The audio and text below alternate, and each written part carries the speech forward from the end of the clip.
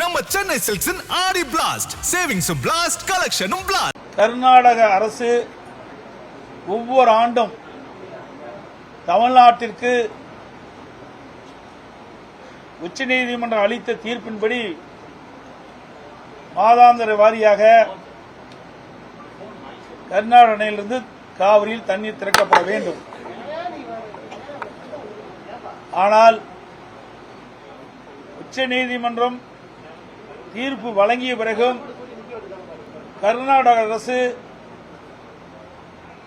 ஒவ்வொரு ஆண்டும் குறிப்பிட்ட காலத்தில் காவிரியில் தண்ணீர் திறப்பதில்லை.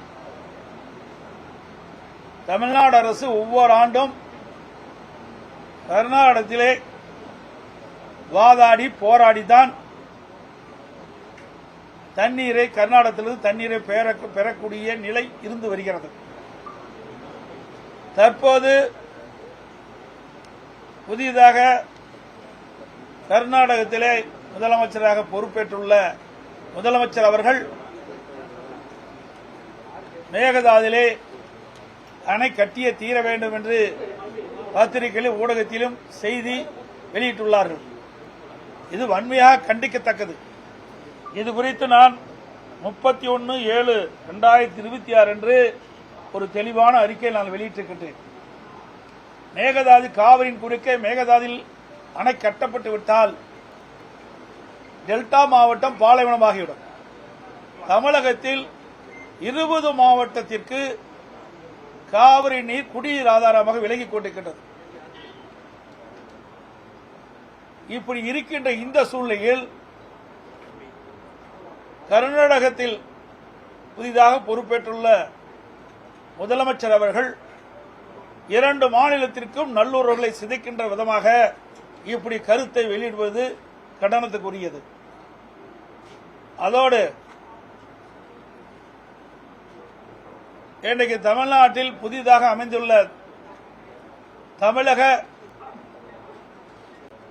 வெற்றி கழகம் ஆட்சி அமைந்திருக்கின்றது.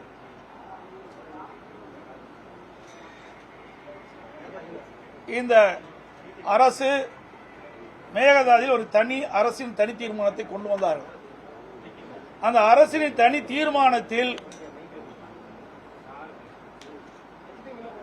சட்டமன்ற உறுப்பினர்களுக்கு வழங்கப்பட்டு அடுத்த நாள் சட்டமன்றம் கூடுகின்ற பொழுது சட்டமன்ற அவையிலும் அந்த அரசின் தனி தீர்மானம் வைக்கப்பட்டிருக்கின்றன. அதை ஒட்டி இன்றைய முதலமைச்சர் திரு ஜோசப் விஜய் அவர்கள் அந்த அரசின் தனி தீர்மானத்தை முன்மொழிந்தார்கள்.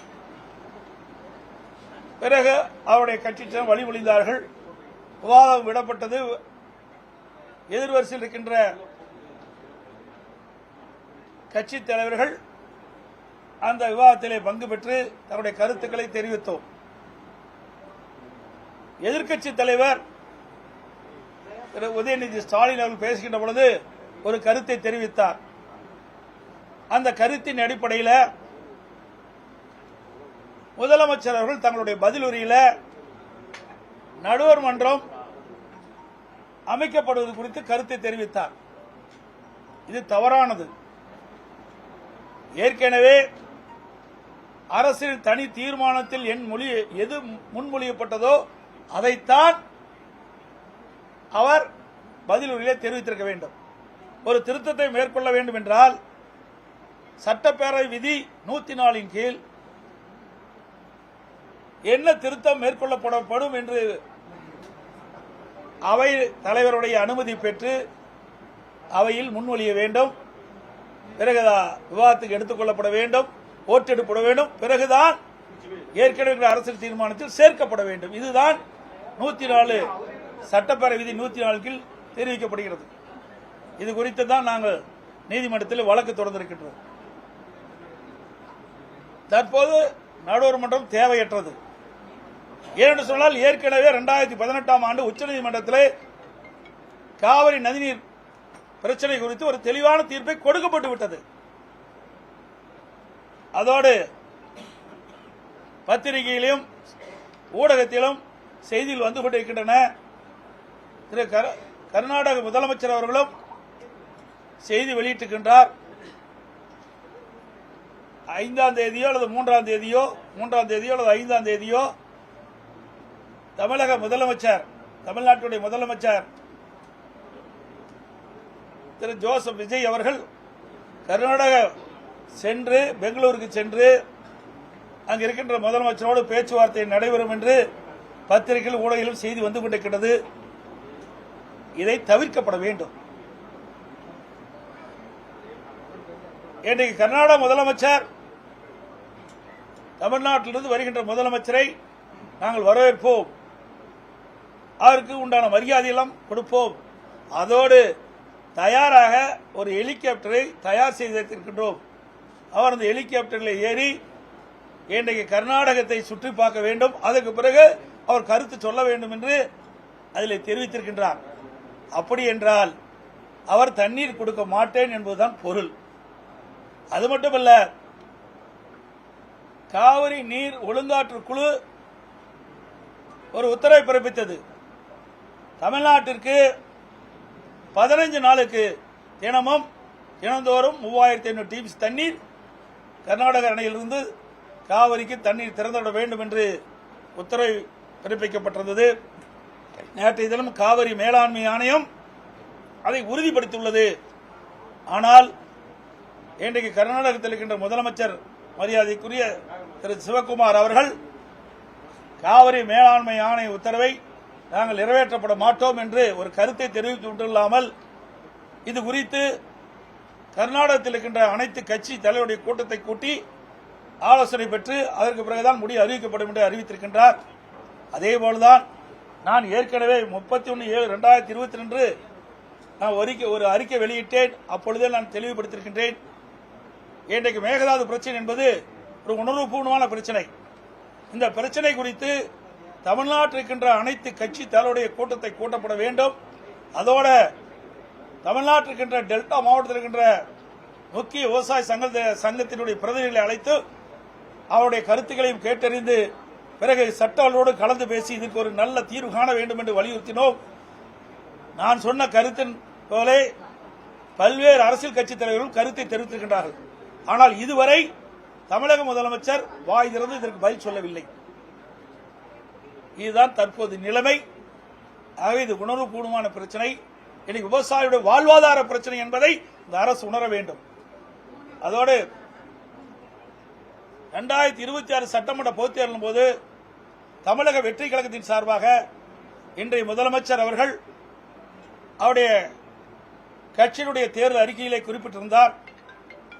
தமிழக வெற்றி கழகம் ஆட்சிக்கு வந்தால் விவசாயிகள் வாங்கிய, அதாவது விவசாயிகள் தொடக்க வேளாண் கூட்டுறவு சங்கத்தில் வாங்கிய பயிர்க்கடன், சிறு குறு விவசாயிகள் 5 ஏக்கருக்குள் இருக்கின்ற விவசாயிகளுக்கு அவர் வாங்கிய கடன் முழுவதும் தள்ளுபடி செய்யப்படும். 5 ஏக்கருக்கு மேல் நிலம் வைத்திருக்கின்ற விவசாயிகள் தொடக்க வேளாண் கூட்டுறவு கடன் சங்கத்தில் வாங்கிய பயிர்க்கடன் பாதி அளவு தள்ளுபடி செய்யப்படும் என்ற அறிவிப்பை கொடுத்திருக்கின்றார்கள். ஆனால் தற்போது அதற்கு மாறாக டிவிகே அரசாங்கம் சிறு குறு நடுத்தர விவசாயிகளுக்கு 5 ஏக்கர் குறைவாக இருக்கின்ற விவசாயிகளுக்கு 75,000 ரூபாய் வரை கடன் தள்ளுபடி செய்யப்படும். அதற்கு மேல் யார் கடன் வாங்கியிருந்தாலும் அந்த கடனில் பாதி 35,000 ரூபாய் தான் கடன் தள்ளுபடி செய்யப்படும் என்ற அறிவிப்பை வெளியிட்டிருக்கிறார்கள்.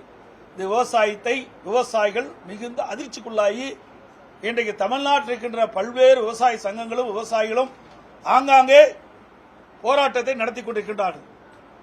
இன்றைய தினம் மழைப்பொழிவு குறைந்து விட்டது, வறட்சி நிலவிக் கொண்டிருக்கின்றது. டெல்டா மாவட்டத்தில் விவசாயிகள் குறுவை சாகுபடி செய்ய முடியாத ஒரு நிலை. விவசாயிகளுக்கும் இன்றைக்கு வாழ்வாதாரம் பாதிக்கப்பட்டிருக்கிறது, விவசாயிகளுக்கு வாழ்வாதாரம் பாதிக்கப்பட்டிருக்கிறது. விவசாய தொழிலாளிகளும் பாதிக்கப்பட்டிருக்கின்றார்கள், வேலை இல்லாமல் பாதிக்கப்பட்டிருக்கிறார்கள். ஆகவே இந்த அரசு, அதாவது தமிழக வெற்றி கழக அரசு 2026 சட்டமன்ற பொதுத் தேர்தலில் விவசாயிகள் கொடுக்கப்பட்ட வாக்குறுதி நிறைவேற்றுகின்ற விதமாக வறட்சி நிலவுகின்ற காரணத்தினால் இன்றைக்கு பாசனத்திற்கும் காவிரியிலிருந்து தண்ணீர் கிடைக்காமல் டெல்டா இருக்கிற விவசாயிகள் கடுமையாக பாதிக்கப்பட்டிருக்கின்றார்கள். தமிழ்நாட்டில் இருக்கின்ற அனைத்து மாவட்டத்தில் இருக்கின்ற விவசாயிகளும் மழை பொழிவு இல்லாததால் விவசாய பணிகள் கடுமையாக பாதிக்கப்படுகின்றது, விவசாயிகளுடைய வாழ்வாதாரம் கடுமையாக பாதிக்கப்படுகின்றது. ஆகவே இந்த அரசு 2026 சட்டமன்ற தேர்தலில் கொடுக்கப்பட்ட வாக்குறுதியை நிறைவேற்றுகின்ற விதமாக அந்த கடன் தள்ளுபடி செய்ய முழுமையாக கடனுடைய விவசாயிகள் வாங்கிய கடன் முழுவதும் தள்ளுபடி செய்ய வேண்டும் என்று வலியுறுத்துகின்றேன். 6ஆம் தேதி நடைபெறுகின்ற வேளாண் பட்ஜெட்டிலே இன்றைய முதலமைச்சர் இன்றைக்கு இருக்கின்ற அரசு அதை அறிவிக்கப்பட வேண்டும். கொடுக்கப்பட்ட வாக்குறுதியை நிறைவேற்ற வேண்டும் என்றுதான் கேட்கின்றோம். காலத்தினுடைய கால சூழ்நிலை வறட்சி நிலவுகின்றது. வறட்சியால் விவசாயிகள் விவசாயம் செய்ய முடியாது. போதிய தண்ணீர் கிடையாது. டெல்டா மாவட்டத்திலே தண்ணீர் இல்லாத காரணத்தினாலே விவசாயிகள் பயிர் சாகுபடி செய்ய முடியவில்லை. தமிழகம் முழுவதும் மழை பொழிவு இல்லாத காரணத்தினாலே இன்றைக்கு கடுமையாக விவசாயிகள் பாதிக்கப்படுகின்றார்கள். இதையெல்லாம் கருத்திலே கொண்டு இந்த அரசு வேளாண் பட்ஜெட் 6ஆம் தேதி வருகின்றது. அந்த வேளாண் பட்ஜெட்டிலே கடன் தள்ளுபடி செய்கின்ற அறிவிப்பை வெளியிடப்பட வேண்டும். அப்படி வெளியிடப்படாவிட்டால் தமிழ்நாடு தழுவிய மிகப்பெரிய விவசாயிகளுடைய ஆதரவை திரட்டி கடன் தள்ளுபடி செய்கின்ற ஒரு நோக்கத்தோடு அனைத்து இந்திய அண்ணா திராவிட முன்னேற்ற கழக சார்பாக மாபெரும் கண்டன ஆர்ப்பாட்டம் தமிழ்நாடு முழுவதும் அனைத்து மாவட்டங்களிலும் நடைபெறும்.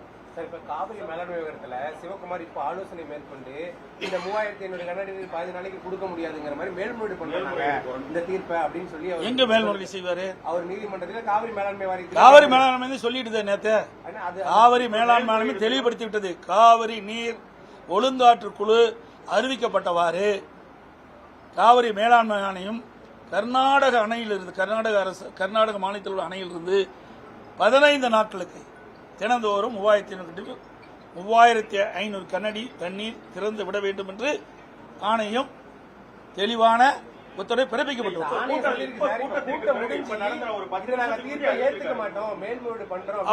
சரி, இப்படி இருக்கின்ற நிலையில இப்ப 80 டீம்ஸ் தண்ணி கர்நாடக அணையில் இருக்குது. இந்த சூழலிலே தண்ணி கொடுக்க மறுக்கிறாங்க. அப்படி மேகதாதுவில் அணை கட்டப்பட்டு விட்டால் குடிப்பதற்கு கூட தண்ணீர் இல்லாமல் போய்விடும் தமிழ்நாட்டில். அதனாலதான் நாங்க சொல்றோம், சட்ட ரீதியாக ஏற்கனவே உச்சநீதிமன்றம் அளித்த தீர்ப்பின்படி காவிரியின் குறுக்கே எந்த ஒரு திட்டத்தை நிறைவேற்றப்பட வேண்டும் என்றாலும் கீழ்ப்படுகை மாநிலத்துடைய அனுமதி இல்லாமல் மேல்படுகை மாநிலம் எந்த ஒரு திட்டத்தை மேற்கொள்ளக்கூடாது என்று தெளிவான தீர்ப்பை உச்சநீதிமன்றம் வழங்கி இருக்கின்றது. அதைத்தான் நாம் வலியுறுத்திட்டு இருக்கிறோம். அதே மாதிரி தமிழகத்தில் இருக்க டெல்டா பகுதியில் கடும் வறட்சி இருக்கு. அவர் கர்நாடக முதலமைச்சரை கூட்டு வந்து விஜய் இந்த மாதிரி இது எதுக்கு தேவை? ஏற்கனவே 1986ஆம் ஆண்டிலிருந்து 2018ஆம் ஆண்டு சட்ட போராட்டம் நடத்தி தெளிவான தீர்ப்பு வாங்கியிருக்கிறோம். உச்சநீதிமன்றத்தில் தமிழ்நாடு அரசியல் சார்பாக 13 நாட்கள் வாதம் நடைபெற்றது. கேரளா மாநிலத்தில் கர்நாடக மாநில சார்பாக 9 நாட்கள் விவாதம் நடைபெற்றது. கேரளா மாநில சார்பாக 3 நாட்கள் விவாதம் நடைபெற்றது. பாண்டிச்சேரி ஒரு நாள் நடைபெற்றது.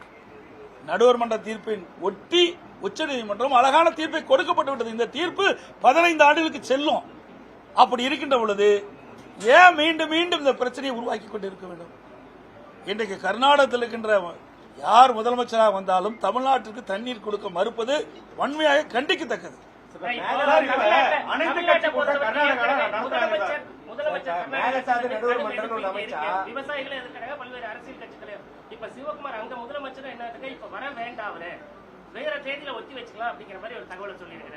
அதாங்க நாங்களும் சொல்றோம். நான் மட்டும் சொல்லல, இன்றைக்கு தமிழ்நாட்டில் இருக்கிற விவசாய சங்க தலைவர்களும் அதான் சொல்றாங்க. பல எதிர்க்கட்சிகளும் அதான் சொல்லுது. இன்றைக்கு பெங்களூர் செல்ல வேண்டாம், ஏற்கனவே நமக்கு தெளிவான தீர்ப்பு கொடுக்கப்பட்டு விட்டது, நீங்கள் சென்றாலும் அங்கே தண்ணீர் கிடைக்காது. ஏற்கனவே மாண்புமிகு அம்மாவில் உச்சநீதிமன்ற தீர்ப்பின்படிதான் கர்நாடகத்துக்கு போனாங்க. ஆனா அப்போ அங்க எதுவுமே நடக்கல. நீதிமன்றம் போய் தான் நாம நீதியை பெற வேண்டிய சூழ்நிலை ஏற்பட்டது. அதே நிலைதான் இப்பொழுது ஏற்படும். அதைத்தான் வலியுறுத்தி அனைத்து கட்சி தலைவர்களுமே நாம சொல்லிட்டு இருக்கிறோம். கர்நாடக முதலமைச்சரை சந்திக்க வேற ஏதாவது அது அவரை தான் கேட்கணும். திரு ஜோசப் விஜய் அவர்களை தான் கேட்க வேணும். அதாவது இது அவர் தண்ணி திறக்கிறதுக்கு அனைத்து அரசியல் கட்சி தலைவர் கூட்ட வேண்டும் கூட்டுறாரு. ஆனா இங்க இருக்கிற முதலமைச்சர் நான் மட்டும் இல்ல, அனைத்து இந்திய அண்ணா திராவிட கழகம் மட்டும் இல்ல, இன்றைக்கு பல அரசியல் கட்சி தலைவர்களும் இந்த மேகதாது பிரச்சனை குறித்து ஒரு விரிவான விவாதம் நடக்க வேணும், விரிவான கருத்து பரிமாற்றம் செய்ய வேண்டும். அதற்காக இந்த அரசாங்கம், டிவிக்கு அரசாங்கம் அனைத்து அரசியல் கட்சி தலைவர்களும் அழைத்து நீங்க ஒரு கருத்தை கேளுங்க. அதோட தமிழ்நாட்டுக்கின்ற டெல்டா மாவட்டத்தில் இருக்கின்ற முக்கிய அரசியல் கட்சி விவசாய சங்க தலைவர்களையும் அழைத்து கருத்தை கேட்டு சட்ட வல்லுநரோடு கலந்து ஆலோசித்து ஒரு நல்ல முடிவை எடுக்க வேண்டும் தான் நாங்கள் வற்புறுத்துறோம். ஆனா இது எதையுமே அவர்கள் எடுத்துக்கொள்ளவே இல்லையே, ஒரு பொறுப்படுத்தவே இல்லையே. முதலமைச்சர் எல்லாத்தையும் மௌனம் காப்பதை எப்படி பாக்குறீங்க? எல்லா விஷயத்திலும் ஒரு முதலமைச்சர் மௌனம் காக்குறாரு, இதை எப்படி பாக்குறீங்க? நீங்க ஒரு முதலமைச்சரா இருந்திருக்கீங்க. மௌன புரட்சி செய்வதிலே வல்லவர் என்றுதான் நான் பாக்குறேன். வேற என்ன சொல்ல முடியும்? ஒரு முதலமைச்சர் பொறுப்பு கொடுக்கப்பட்டு விட்டது, அவர் பொறுப்பை உணர்ந்து செயல்பட வேண்டும். எவ்வளவு பெரிய பொறுப்பு! 8 கோடி தமிழ் மக்களுடைய வாழ்வாதாரத்தை பாதுகாக்கக்கூடிய பொறுப்பு முதலமைச்சருக்கு இருக்குது.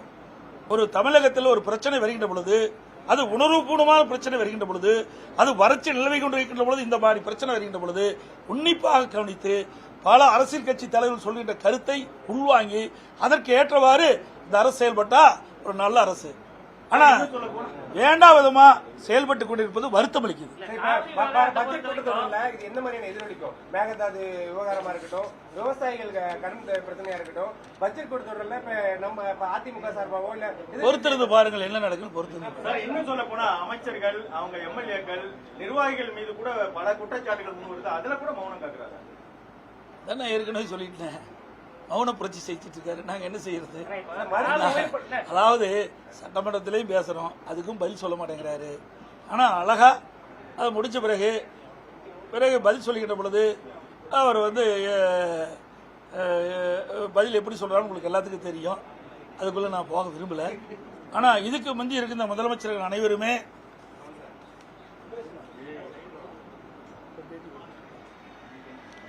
இப்போ தமிழ்நாடு முதலமைச்சர்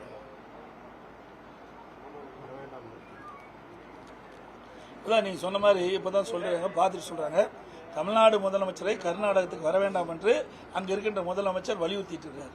என்ன அவருக்கு இருக்கிற இது கூட இவருக்கு இல்லை என்பதுதான் எனக்கு வருத்தம் அளிக்குது. ஏன்னா இது சரியா தவறா நமக்கு ஒரு தீர்ப்பு கொடுக்கப்பட்டு விட்டது. 15 ஆண்டுகளுக்கு இந்த தீர்ப்பு உச்சநீதிமன்றம் காவிரி நதிநீர் பிரச்சனை குறித்து தெளிவான தீர்ப்பு கொடுக்கப்பட்டு விட்டது. இந்த தீர்ப்பு 15 ஆண்டுகள் நடைமுறையில் இருக்கும் சொல்லிவிட்டது. அதுக்கு மேல நம்ம ஏன் அதையும் சொல்லிட்டு இருப்போம் எனக்கு ஒன்றும் புரியல. நம்ம சென்னை சில்க்ஸின் ஆடி பிளாஸ்ட், சேவிங்ஸும் பிளாஸ்ட், கலெக்ஷனும் பிளாஸ்ட்.